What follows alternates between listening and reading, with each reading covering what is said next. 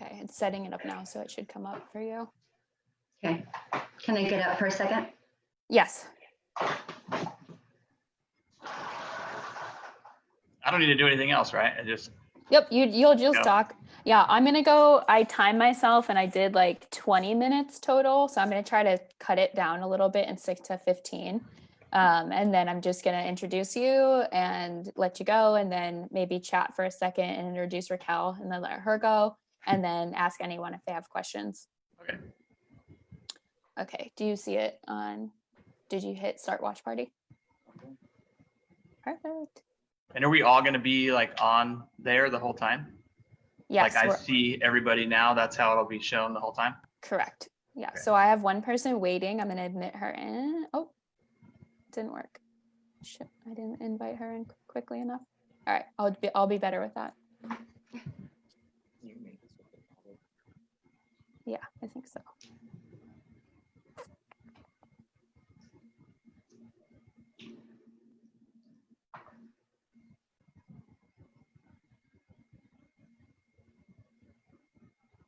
Hey, Lori, thanks for joining.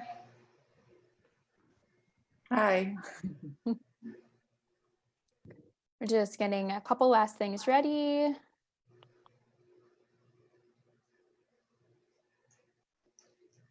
Okay, all right, we should be good. And we are live on Facebook as well.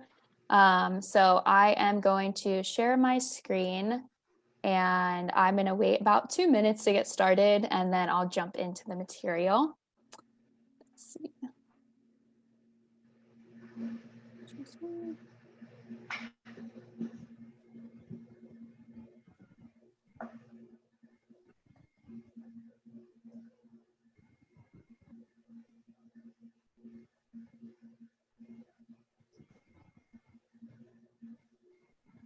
All right, is everybody seeing that right now? Yes. Am I echoing?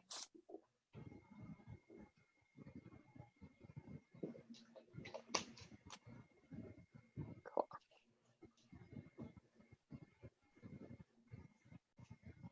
All right. Hope everyone is doing good. We have a couple different channels that we are kind of streaming on. So some people are going to be in the Zoom. There's going to be a couple people on Facebook. And then I've asked a few people on Facebook to actually start watch parties and share so other people can see it as well. Because of that, I'm going to ask everyone to hold questions to the end and just to be conscious of time. So I know a lot of people have been on a ton of Zoom stuff, and I don't want to overload you with anything Zoom. So we will open everything up for questions at the end if you have any, but feel free to reach out to any of us directly as well. Happy to share any of our information, as I hope Raquel and Joey are too, which I'm sure they are. All right, so let's see. 5 o'clock, so I'm going to go ahead and get started. This webinar, as it shows, is all about selling in the new normal. The goal of this webinar isn't to talk about what everyone can tell you about listing your home. This is to talk specifically about what we're doing during the pandemic and after the pandemic, some of the cool new tech we're seeing. I'm really going to focus on some of the different marketing techniques and the shifts we've had to make in order to get homes listed, make sure first and foremost everyone is safe, and to kind of follow all the guidelines while still letting the business run and allowing people to reach their goals of buying and selling homes. So this webinar is specifically focused on sellers. I am joined with Joey Cox, who is my #1 property inspector, and Raquel Rosales, who's my #1 loan officer. They're going to share some insights to what their side of the business looks like as we've moved through the last couple of months and what we're going to look at in the next few months. So just a little bit on me before I jump into the data. Previous to real estate, I was a full-time data scientist, and you can tell I bring a lot of numbers into it, so I won't go crazy with graphs and charts and numbers, but as much as I love, daydreaming about buying a house or selling a house, more so I focus in on the numbers, and that's how I make my decisions. And I like to take a data-driven approach with my clients as well. So this stat is really all about the global housing market. It is focused on what's going on out there. Are we in 2008? And to clear that up right off the bat, the answer is absolutely not. More than, this number actually keeps rising, which is awesome, but 58% of people in America who own homes actually have at least 60% equity in their home, which is way different than we saw leading up to 2008. So this means that even if people lost their jobs or got cut back or temporarily, lost their position, they're very safe in their home. They have equity that they've built into the home, and we aren't seeing that dip in housing prices. So people aren't going to go under. So even if we do see a slight dip in housing prices, all of the equity that we see in homeowners is going to protect them, which is great. And then 3 out of the 5 last recessions that we saw actually had a housing price increase, which is a little crazy. But if you think about it, when the economy isn't doing great, or the stock market specifically isn't doing well, a lot of investors take their money and they put it into real estate. So this isn't true, of everyone. Obviously, 2008 was a clear recession, and we did see a decrease in housing prices that lasted a while. We did not expect to see that now. Something I'm going to touch on a couple times is 2 months. This is the average inventory level we see in America right now. So in a normal market, we usually have about 6 months, maybe 7 months of inventory, to call it a normal market, not favoring buyers or sellers. Right now, we're definitely in a seller favored market due to the lack of inventory. So you'll hear that come up a couple times. And this, again, this is more global stuff, and I'll go down into the hyper local in just a moment. But a V-shaped recovery for the economy is predicted. And essentially what this means is we saw a really, really huge drop. And we aren't sure the full impact of it, but we saw a really big drop in our GDP. It was already going down in Q1 and then Q2. And a recession is 2 quarters consecutively where the GDP goes down. So technically, they can't say for sure we hit a recession yet because Q2 is not over, but most people are saying that's how it's going to be. The good news is it won't sit down there for very long. We have a lot of quality predictions that the market is just going to jump back up very staggeringly, hopefully in Q3. And then again, it will keep recovering in Q4 and then on into 2021. So to jump into San Diego a little bit, how this applies to what we're looking at and where we are local, you can run these stats a bunch of different ways. I tried to run something so it made sense for a large number of people. And I ran this for detached homes. So that's going to be your classic single family home for everything under $1 million in San Diego County, just to show you a little bit about what we're seeing.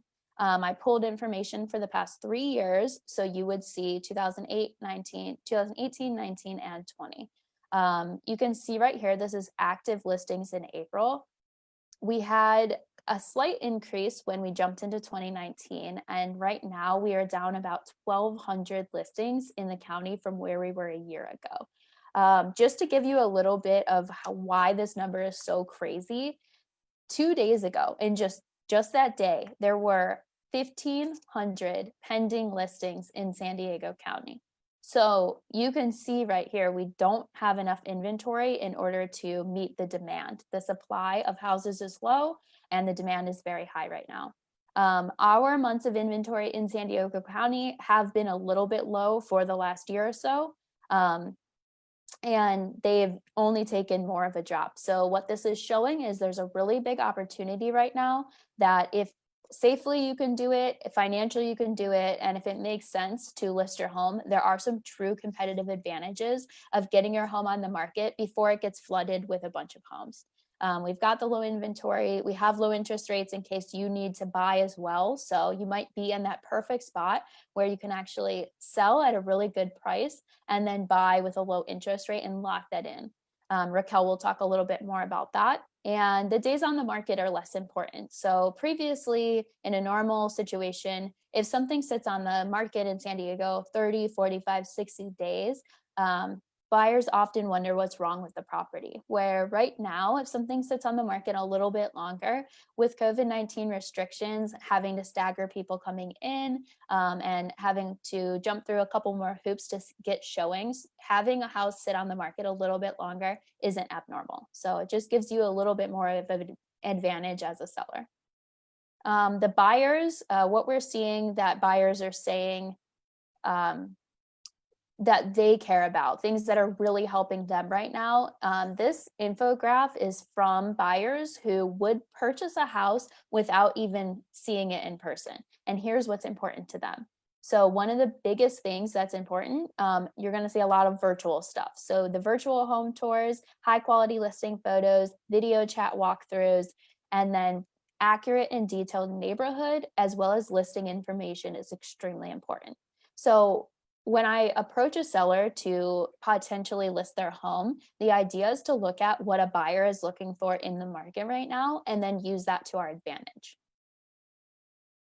So some of the things we're doing for marketing and showing homes, some of the strategies, here's the cool updates that we're seeing. The ads, I've always done ads and I always will do online ads. But what's going to happen is as we keep kind of pushing towards this virtual online space to buy homes rather than in person, I'm going to push out more and more ads. So as new listings come on, maybe generally I would hold a couple open houses, kind of push those out. All the ads are going to be focused on making sure people are seeing everything they can about the house before they even step foot in there. I have an example of a digital brochure. So rather than doing a print brochure that you see when you go into an open house, we've done digital brochures that are really cool. You can put videos in them. You're allowed to kind of just update anything you want. You can add links, you can do walkthroughs. It's really cool to see all the stuff that you can add in. And then Matterport. Matterport, you may have seen, it was rarely used before and it's becoming increasingly popular. It's really cool. I'm going to do a quick walkthrough with you guys after the slide just to show you what it looks like a little bit. And then if you're in a situation where you can't have your home staged for whatever reason, mainly if you're living in it, we can actually do a virtual staging. So there's companies like Box Brownie who will take your pictures of your house and then put in pictures of furniture just to make it more warm and inviting when a buyer is looking at it online. And then for once we get your home on the market, to do any showings, inspections, or appraisals, we have forms that people need to fill out before they step foot in your home. It's in order to prevent anyone who's sick or has been exposed from entering into your home. Also, we're making sure people are more qualified. Gloves and booties, shoe booties to protect your shoes are being worn, as well as masks have to be worn at all times. We also have wipes available, so we're wiping everything down after. No extra people are allowed in the house, and we ask that no kids are coming. So we're trying to keep you as protected as possible in order to sell your home in the safest manner as we can. So I'm going to jump in and do this Matterport walkthrough just real quick for you guys. So this is the dollhouse view of a house. This house isn't large, but this is the cool thing. So Matterport basically takes these 360 cameras and they allow you to walk through the house by clicking on the buttons. And sometimes people get stuck in corners like this, but all you got to do is turn them around. And you can go anywhere you want to in the house, and we get a special photographer to come out, take the Matterport pictures, and they're also able to do these really cool 360 pictures. And what this is going to be is the outside spaces in particular. It's great for because you often can't see how big a patio is or kind of what the view, how private it is. So the outdoor spaces, having the 360 is really, really cool. And then at any time when you're in the Matterport, you're like, okay, I'm done. I want to go to the next level. You just go to the floor selector and you're up in the second floor. So now you're kind of able to walk through this house. I think you guys get the point, but it is a really cool new, more used technology now that we can use to give this to a potential buyer so they can see the walkthrough. They can see all your pictures. We're going to do drone photography. Everything that they can see to make sure they actually want the house, they're interested in it before they even step foot in the door. So I think that's going to be something that's really helpful And it's one of those things that we will carry on throughout the next few years, not just right now. And then here's an example of a brochure. So instead of, like I said, having those standard brochures, this is actually a video one. I will say I tested it earlier. It's not working the best sharing and being live on Facebook. But these two are static pictures. Here's a little description. And this one is actually a video. It's drone video of the home all around the neighborhood. So people are able to get that extra piece of neighborhood information. They can see where the home's positioned, and they can see what the neighborhood is like. So these are kind of the new things. And I think I will start throwing in the Matterport walkthrough links on these as well. So this is a great example of how we're going to market your home in lieu of doing an open house, or in lieu of kind of spreading that word of mouth to potential buyers and having them come in your door. There's not a whole lot of new documentation because we have so much already. There's basically 3 main forms in California that we're seeing. The PEAD is it's the most common form. It is used to ensure no one is coming in your house sick. This includes me as your agent, includes any other agents. It includes property inspectors, appraisers, anyone who has to come in the house is asked to fill that form out to ensure they're not sick and hasn't been exposed. That's the main one. The other 2 are just addendums in case anyone, when you're in a contract, gets sick and has to cancel due to COVID-19. There's protections in place in case that does happen to you. And so if you want to take a next step, or you are interested, this information is given free. We're going to post it everywhere. But the next step really we're doing right now is a Zoom meeting. So instead of that face-to-face listing presentation, I am able to meet with you virtually on Zoom. We can talk individually about what's happening in your zip code. We can talk about the price of your house, what's selling around you, and maybe possibly see if you can get in that sweet spot where there's not 4 or 5 like homes in the area for sale right now, and you can be the only one positioning yourself just to sell at top price. We signed some documents, and then one of the biggest reasons I have Joey on here to take his knowledge, but it's also because I like to do inspections up front. So before you even list your home, we're going to get the inspection done on your home, so we know everything that's going on with it. If there's anything, that you didn't know about, we become aware of that, and we can better position ourselves to price the home fairly and get top dollar for it. So we know exactly what to expect before going in. And then we'd have pictures taken, including the Matterport video walkthrough, drone photography, and then we do a pre-listing and a listing launch. So this is very basic in general. Next steps you want to take if you are interested. And something cool that I'm doing exclusively for this webinar, feel free to pass the webinar on once it's posted, though. It's not just a one-time thing, but you have to mention it's on me. I am going to cover for all my new clients Matterport, virtual tours, video walkthrough, professional photography, drone, virtual staging, and your inspection. So all of that is included. It's on me. And if you do buy and sell and you need an appraisal on your next home, I'm going to cover that as well. So that's just a little tip that I am offering, and I really appreciate you guys joining us today. I'm going to pass it over to Joey and stop my screen sharing and let him talk a little bit further about what's going on his end.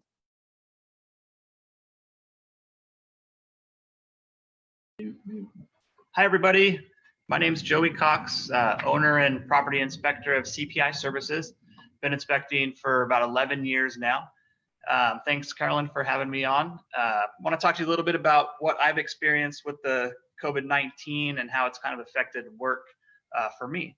So even once we got first word of COVID-19, and we knew that it could be potentially a widespread pandemic, me and some other fellow inspectors got together and thought, hey, what can we do to limit liability for us and make it safe for everybody, while we're on site? We had a few guys that didn't want to work at all, but for me, I'm like, I need to continue to work, so let's see what we can do to make everybody feel safe and comfortable. So we started doing this before the California Real Estate Association came out with the PEAD form, which was kind of followed kind of what we were already doing. So number one thing is, minimize the amount of people in the house at one time.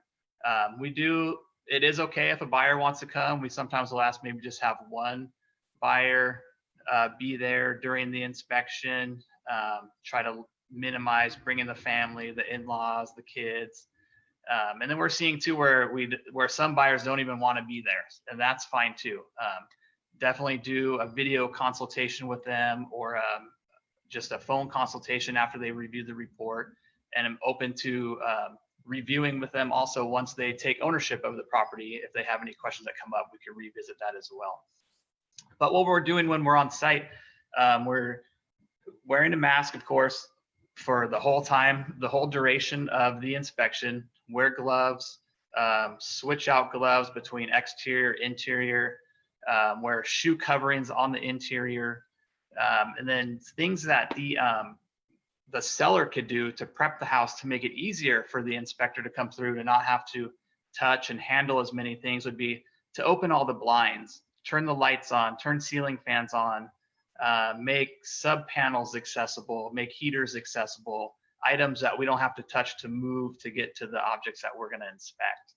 And that would really help having to touch so many things. And that's another reason why we want to limit the amount of people that are in the house, because then now we have not just 1 or 2 people coming around touching everything, but now you have, potentially 3, 4 people in there touching more stuff. So we try to do that we do that on every inspection now.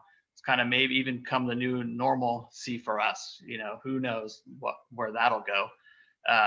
And then if a house happens to be vacant, we treat it the same. We're still going to wear gloves, mask, booties, just treat it as if somebody were there. So that's kind of some of the things that we have been doing to help, with this COVID-19, and to hopefully help buyers and sellers feel comfortable with us still being able to do the inspection. And let's see, what else was I going to talk about?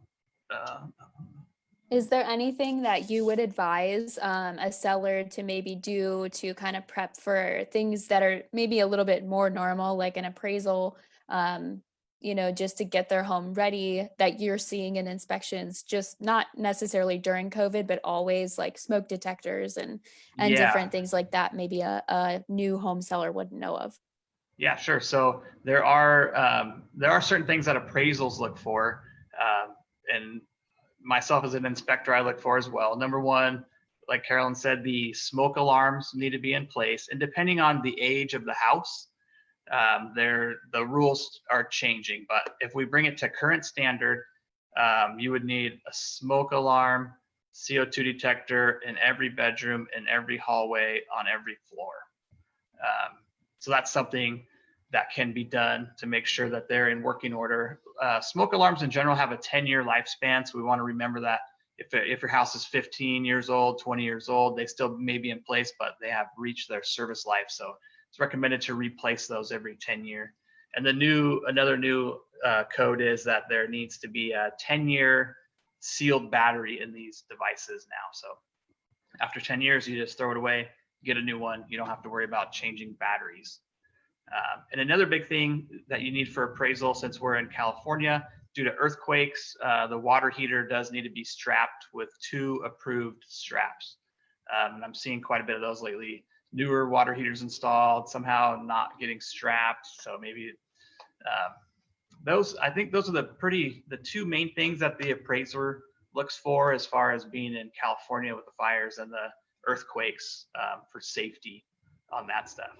But also just if the seller could just keep the house in good, clean form with no clutter in ways, and try to move stuff so we have visual, we could see, up against walls if you had clutter, or just kind of keep it organized and move stuff away. So because we don't touch or move stuff. I know you're not going to move furniture around or anything like that, but just easy stuff that could be moved. Or garage doors, like if you have a 3-car garage and you don't use the single door, but you have stuff packed up against it, move that away so we could actually operate the door. Just kind of, they could do a walkthrough and look at everything that they think an inspector, if it can move or be used of some sort, the inspector is going to want to get to it and use that item or operate it, whether it be a door, a cabinet, all those kind of things. And then, like you had mentioned, pre-listing inspection is a good way for a seller to know the condition of their house, or to even point out items that might come up for the buyer side inspection. So that's always a good tool as well. That you can know the condition of your heating system, your roof, all those good items. And then if it's something that they didn't want to take action on, at least now they know and they could put it in the seller's disclosures. And that's another good tool for the seller, is to make sure they're really good on their seller's disclosures. Really try to do some digging back, like if you had a roof replaced, find out the exact year, try to be as thorough as you can on the seller's disclosures. That's kind of like the seller's own inspection, if you will, of stuff that they've experienced or have known throughout the years of living there. Is there anything in particular you would have or advise a seller to kind of look at doing like a self-inspection if they, in lieu of getting a property inspection done prior to listing their home? That's kind of a hard one, because there's kind of a lot that they could look at. Okay. Yeah, it would really be hard just to pinpoint a couple things for them to look at. I mean, obviously bathrooms, make sure countertops, grouts, sealed in.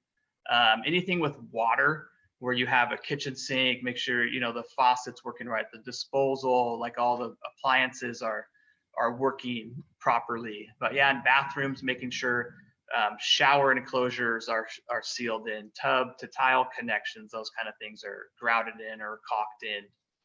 That type of maintenance, any typical maintenance stuff for the house they could go through and check on.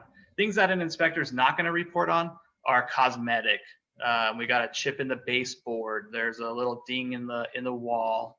Items like that, we consider it wear and tear, and we're not really there to focus on that kind of stuff. So those are items you wouldn't so much have to worry about, like making sure the house is painted, new paint, all that stuff would be great for the potential buyer, but that's not something that an inspector is going to look at. Okay, perfect. And windows, making sure windows lock, operate, open and close smooth, maybe clean out the tracks. Same with doors. Are doors rubbing? Are they sticking?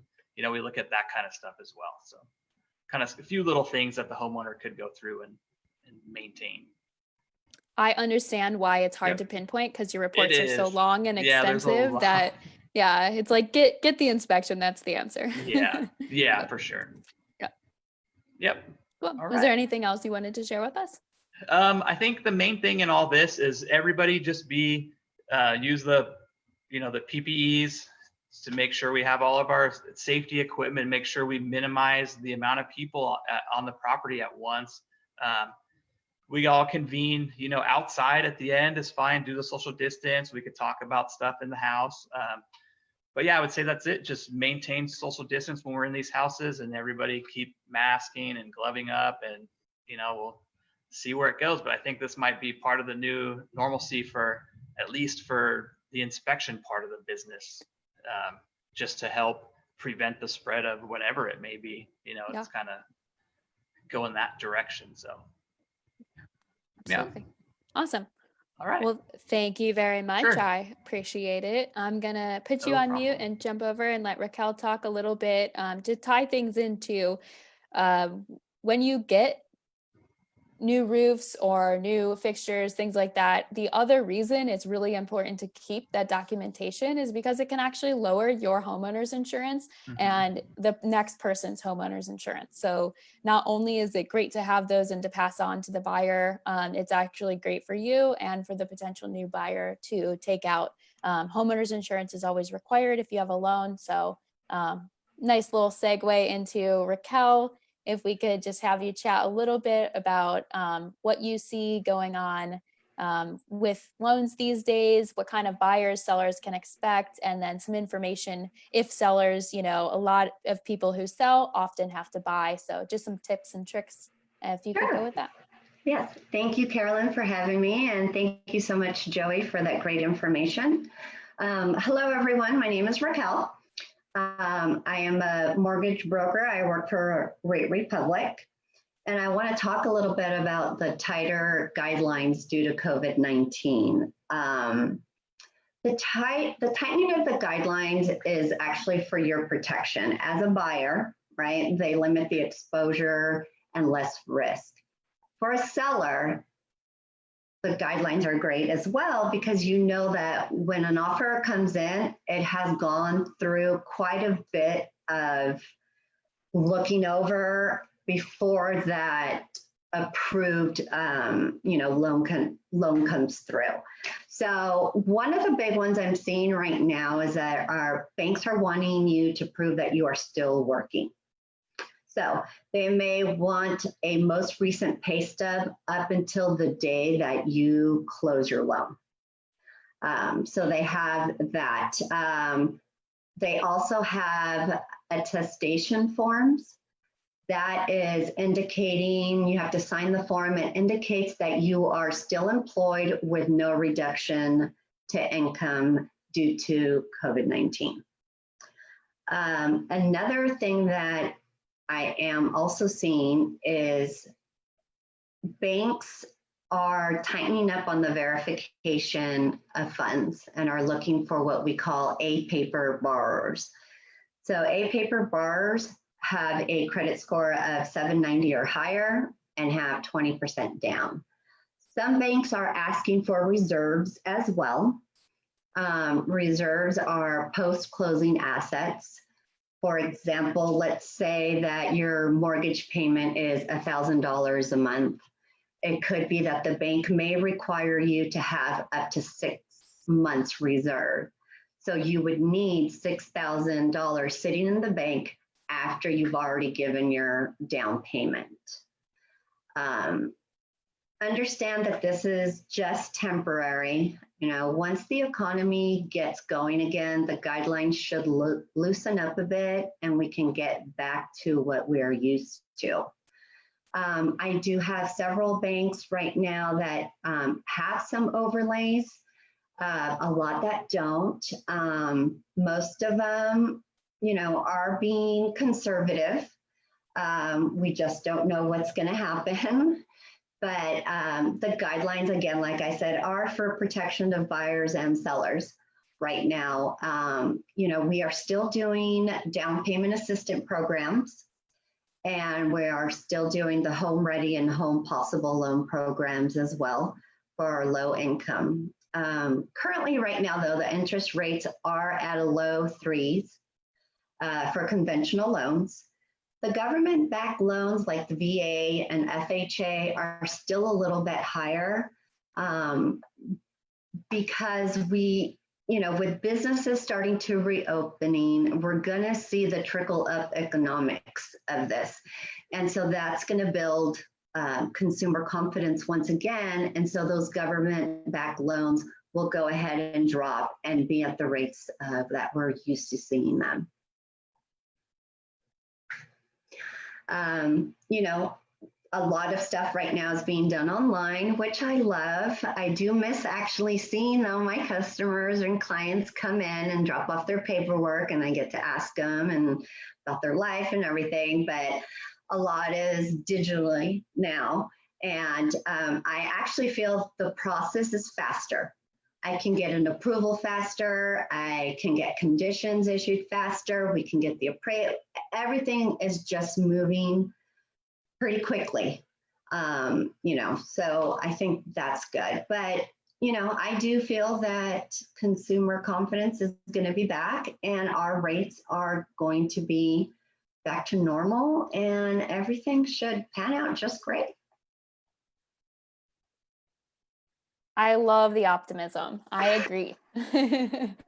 I think everyone, the feel lately of what I've seen is that people are getting a sense of normalcy, even if it looks a little different. That's kind of what sparked this, is like, this stuff's not going away. I'm not gonna not do a Matterport tour through a home or try to make sure we're getting the most qualified buyers just because the rules are a little bit more lax, you know, say even 6 months, a year from now.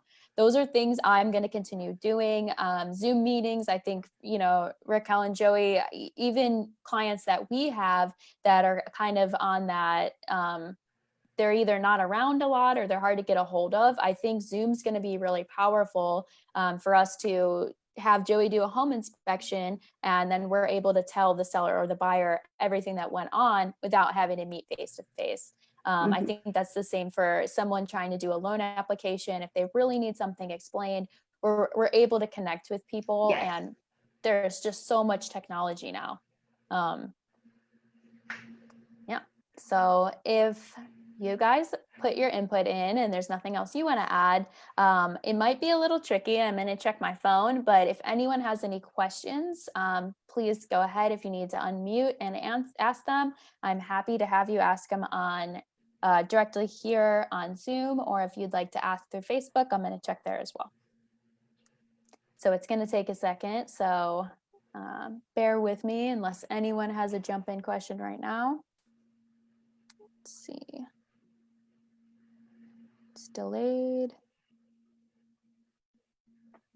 I'm going to try not to cause echo, but as of right now, I don't see any questions, but I'm super excited about this kind of stuff. And I really love, I like the data and I like what it's showing right now. And I think if it were showing, you know, the bad sides, I would happily share that as well, but I'm excited because everything I'm seeing is looking promising. Joey's been crazy busy with work. Raquel's been crazy busy with work. I've been crazy busy with work. It just shows me that everyone in real estate is moving along, and there's a ton of indication that the housing market is actually going to carry us through, you know, this kind of slope in the economy. And it said for 10, I read something yesterday that said for 10 decades after World War II, that might be quite slight off, but I think that's what it said. The housing market is what pulled us out of every economy that came through, because it's generally a place where people have money in their home, as we're seeing again now. They're able to kind of rely on that equity. We haven't seen any crazy loans, and right away, loan standards went up as soon as this hit, and they've lessened a little bit, I think. But right away they went up, you know, right away Joey's, all of his stuff kind of got a little bit more strict. Like he said, he did it before we even really went into all these new protocols delivered by the government and by CAR. Because we saw it, you know, everyone kind of had their guard up right away. Now we're seeing it lessen a little bit and follow rules. And yeah, hopefully this housing market is what carries us through the economy, and it just gets easier as we go. I hope so. I have one last thing to add. I know for a lot of people that have been laid off, furloughed temporarily when their company, you know, goes back to hiring, I do have banks that will allow that gap in employment. That's great. For you. They allow up to, I believe, 3 to 6 months or so of an employment gap. So when you are going back to work and you have at least that one first paycheck, they will go ahead and use that to go ahead and continue your income and qualify you and get you approved.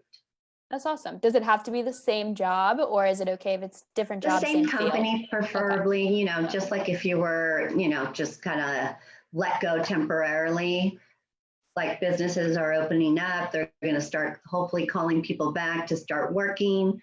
You know, you don't have to stop your pre-approval process, just get that one last paycheck or that first paycheck before we go into closing of your loan, and we can go ahead and make it work. That's awesome. That's really good. So we're here for you. If you guys need anything, please let me know. I can't go on the Facebook to check if there's questions. So if there is, I'll answer them later. I don't want it to echo any further than it did earlier. So thank you guys for joining. I super appreciate it. If you want to schedule a one-on-one or do a Zoom meeting, reach out, let us know. Thank you guys. I appreciate it. And I hope you stay safe and healthy and have a great rest of your day. Bye, everybody. Bye. Thank you.